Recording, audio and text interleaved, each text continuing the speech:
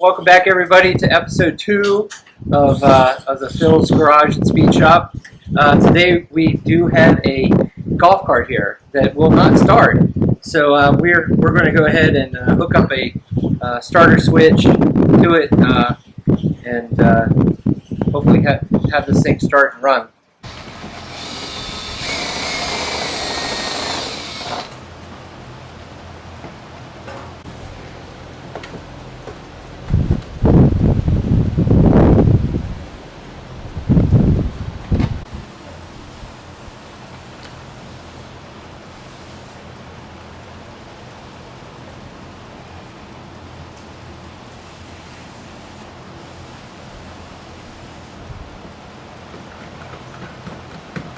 Good, we're good.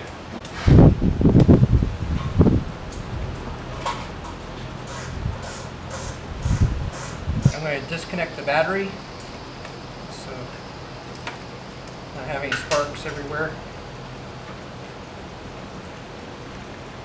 Alright, so instead of crimping the wires, I like to always solder my wires, so I'm going to go ahead and put the connector on there.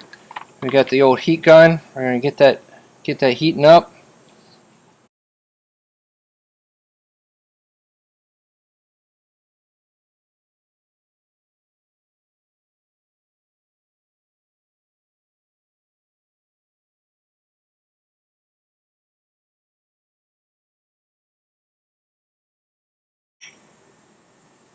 There we go.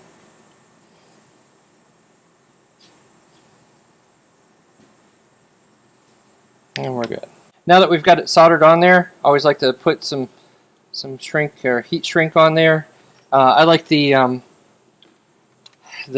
marine based heat shrink, and then I always use a little heat gun and put it on high and it'll seal it up really good. All right, so what we did was we installed a starter switch, a remote starter switch to the solenoid here. We also grounded the solenoid. That was part of the problem. So we got the solenoid grounded. We've got a remote switch now onto it. Basically, we're running. This is your hot side or the exciter that will cause the actual solenoid to close or make a contact across both of these points right here. So the idea is that this when it gets a signal, it will cause a connection between both of these terminals here. Right now they're not connected, and then when we go and we connect or run power to this post right here, it will turn over. Just like that. Another important note, when you do add these circuits, a starting circuit like this, make sure you do protect it with a fuse. This has got it's actually a 30 amp fuse, probably a little too big, but whatever you do, make sure that you do protect your circuit if you add something like that onto your battery or your system. All right, we're going to start her up.